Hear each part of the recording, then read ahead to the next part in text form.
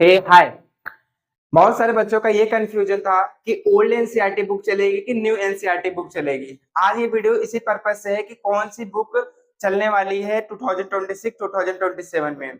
बहुत सारे बच्चों ये सोचते थे कि नया एनसीईआरटी बुक चलेगी, बहुत लोग ये बोलते थे पुरानी एनसीईआरटी बुक चलेगी। तो सबसे पहले मैं कुछ पॉइंट्स यहाँ बताता हूँ। इस वीडियो का मकसद यही है कि आपको बताऊंगा कौन सी बुक आपको इस साल चलने वाली है और कब तक वो बुक आएगी मार्केट में। सबसे पहले बात कर लेते हैं उन बच्चों को जो अभी जानती नहीं चेंजेस क्या आया है। तो उन बच्चों को मैं बता देता हूँ कि सिलेबस में बहुत सारी चीजों का चेंजेस आया है। बहुत सारे सब्जेक्ट हमारे कटे हुए हैं पूरे सब्जेक्ट में, चाहे इवन हमारा साइंस की बात करें, मैथ की बात करें, सोशल साइंस की बात करें एंड इंग्लिश की बात करें। इंग्लिश में तो पूरे बुक को ही हटा दिया गया है। तो सबसे पहले होता है साइंस की मैं बात करता हूँ। साइंस में पहले आपको कुछ चैप्टर्स पढ़ने होते हैं, जैसे चैप्टर फर्स्ट लेके चैप्टर 12 तक आपको सारी चीजें पढ़नी होती थी। तो जो इस साल नई चेंजेस आया है उन बच्चों जो उनको पता नहीं है क्या चीज आई है उनको मैं बता देता हूँ। सबसे पहले आपको तो आप क्लास 9th में ये 12 चैप्टर्स को पढ़ते हो। Matter in our surrounding, is matter around us pure, atom and molecule, structure of atom. ये चार टर्म जो होते हैं ये हमारे केमिस्ट्री के हैं। ये जो पहला चार चैप्टर्स होता है वो हमारे केमिस्ट्री के हैं। केमिस्ट्री में एक छोटा सा बदलाव, इस जो नया पैटर्न आने वाला है एनसीईआरटी का, उसमें से एक छोटा सा बदलाव क्या किया है, वो कर दिया है मैटर इन आवर सराउंडिंग को पूरी पूरी तरह से हटा दिया गया है एनसीईआरटी के बुक में। ये छोटा सा चेंज आया है केमिस्ट्री में। उन्होंने बोला मैटर इन आवर सराउंडिंग को अपने नए सिलेबस से हटा दिया गया है। उसकी जगह पे हमारे बायो के कुछ चैप्टर्स को क्या कर दिया गया है, जोड़ दिया गया है, इंक्लूड कर दिया गया है। तो नए एनसीईआरटी बुक में जब आएगी आप वहां पे देखोगे मैटर इन आवर सराउंडिंग्स नहीं रहेंगे। बट यहाँ पे एनसीईआरटी ने एक चीज यहाँ पे किया है नोटिस करने वाली चीज, सेकेंड चैप्टर हमारा है is matter around us pure. अगर यहाँ पे हम मैटर के बारे में जानेंगे नहीं, समझेंगे नहीं, तो सेकंड चैप्टर्स आएगा नहीं। एनसीईआरटी को ये बात बहुत अच्छे से पता थी कि सेकंड चैप्टर पढ़ाने के लिए टीचर्स पहला चैप्टर पढ़ाएंगे और बच्चे पहला चैप्टर पढ़ेंगे, इसलिए उन्होंने पूरा पूरा पहला चैप्टर को क्या कर दिया गया, रिड्यूस कर दिया। क्यों? क्योंकि सेकंड में भी हमारा is matter around us pure, क्या हमारे आसपास के पदार्थ शुद्ध हैं कि नहीं है, प्योर हैं कि नहीं है। तो इसको पढ़ाने के लिए पहले आपको बताना पड़ेगा मैटर होता क्या है, उनकी स्टेट क्या होती है, उनकी प्रॉपर्टी क्या होती है, जो कि चैप्टर फर्स्ट में सारी सारी चीज दिया गया है। तो मैटर जानने के लिए आपको चैप्टर फर्स्ट की चीजें जानना होगा, चाहे वो कट गया हो या ना कटा हो, चाहे आप वह सिलेबस हो या ना हो, लेकिन आपको पढ़ना ही पड़ेगा अगर चैप्टर सेकंड आपके बुक में है तो।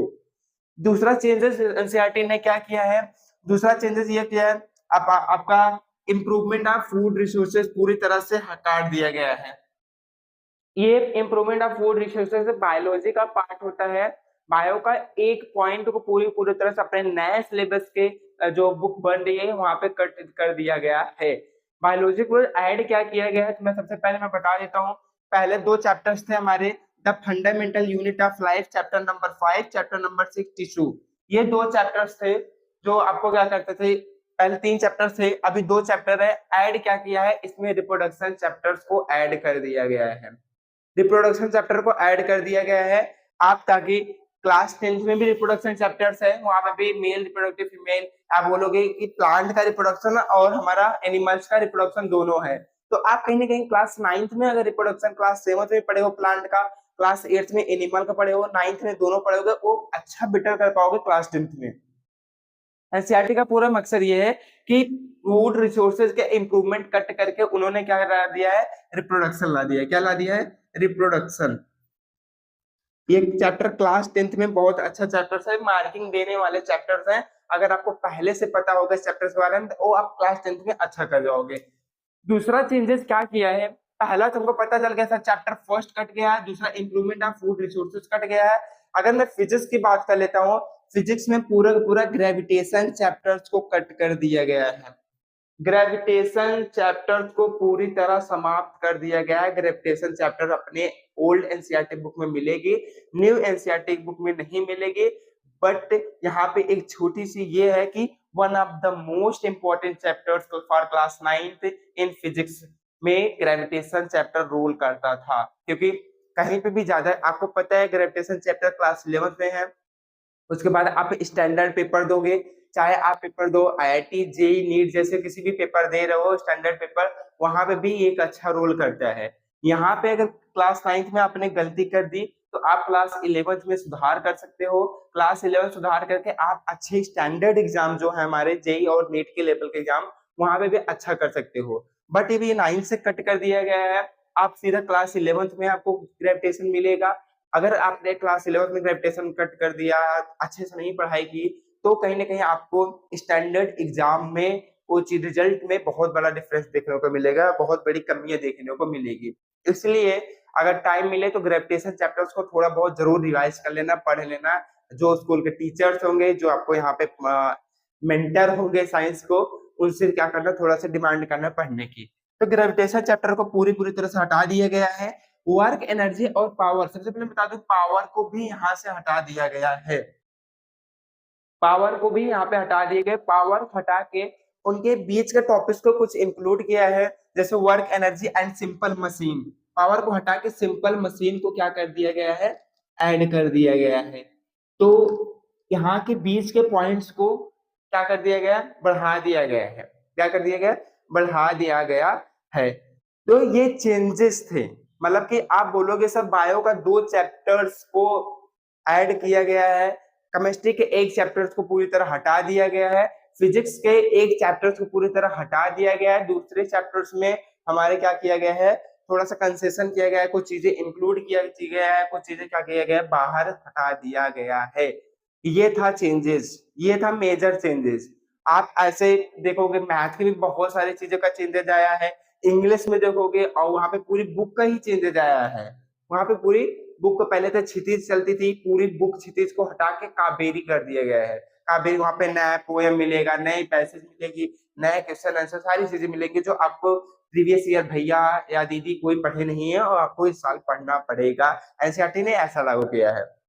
दूसरा क्वेश्चन, क्या इस साल एनसीईआरटी बुक नई बुक चलेगी स्कूल में या अपने यहाँ की नहीं? सबसे पहले मैं बता दूं तो एनसीईआरटी ने अपने ऑफिशियल वेबसाइट पे कोई भी एक ऐसी मैसेज नहीं डाला है कि वो नई बुक को इस बार चलाएगी। उन्होंने सीधा साफ तौर पे कहा है, मैं नए एनसीईआरटी बुक का प्रिंट कर रहा हूँ, अगर इस प्रिंट में मेरा अप्रैल तक या स्टार्टिंग अप्रैल तक कंप्लीट प्रिंट हो जाता है ताकि मार्केट में उस बुक की कमी ना हो, तब ये नई बुक चलेगी। अगर प्रिंट नहीं हो पाएगा तो आपकी प्रीवियस ईयर बुक ही चलेगी।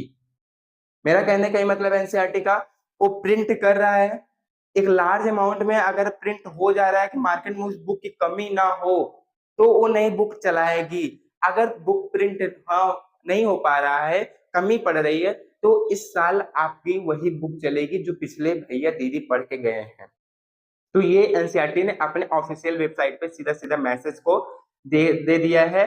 तो आप अभी क्या करना है, आपको अभी आपके पास जो बुक है, चाहे ओल्ड एनसीईआरटी बुक है, कोई बात नहीं, मैक्सिमम चैप्टर सेम है, आप उस चैप्टर को पढ़ते रहिए। मैंने भी बताया कि 4 चैप्टर्स आपके केमिस्ट्री के हैं, पहला चैप्टर कट गया है, कोई दिक्कत नहीं है, एनसीईआरटी नहीं आएगी तो वहां पे पहला चैप्टर कटा रहेगा, लेकिन दूसरा चैप्टर समझने के लिए पहला चैप्टर पढ़ना पड़ेगा। तो पहले चैप्टर्स को पढ़ाई अच्छे से करते रहो। आपका ज्यादा दिन नहीं बचे अप्रैल से, स्टार्टिंग अप्रैल आने में, तब तक एनसीईआरटी ने पूरा जारी कर देगा कि चलेगी कि नहीं चलेगी एनसीईआरटी बुक। तब तक आप स्टार्टिंग के 4 चैप्टर्स को अच्छी तरीके से रिवाइज करो, क्योंकि क्लास 9th बेस्ड होता है क्लास 10th का। मैं इस चीज को बोल रहा हूँ कि क्लास 9th में अच्छा करोगे तो क्लास 10th में ऑटोमेटिक वो चीजें अच्छा होती जाएंगी, ये प्रॉमिस है। क्योंकि ये बेस जो होता है ना, बेस स्ट्रांग रहेगा तो ऊपर के जितने भी हमारे पॉइंट्स आते रहेंगे वो स्ट्रांग होते चले जाएंगे। अगर बेस ही नहीं कंप्लीट है, तुम्हारा बेस ही नहीं स्ट्रांग है, तो क्लास 10th में जाओगे ना तो पहले क्लास 9th में ही पढ़ोगे उसके टॉपिक्स पढ़ोगे। जैसे मैं एक छोटा सा हिंट देता हूँ, यहाँ पे चैप्टर नंबर 3 में एटम एंड मॉलिक्यूल में आप 2 पढ़ोगे, आप 2 लॉ पढ़ोगे, एक law of conservation of mass होगा, एक लॉ ऑफ कांस्टेंट प्रोपोर्शन होगा, जो सीधा सीधा इंडिकेट करता है क्लास 10th के केमिस्ट्री का पहला chapter chemical reaction and equation में। वहां पे भी आपको थोड़ा सा पॉइंट बताया जाएगा, law of conservation of mass, law of constant proportion.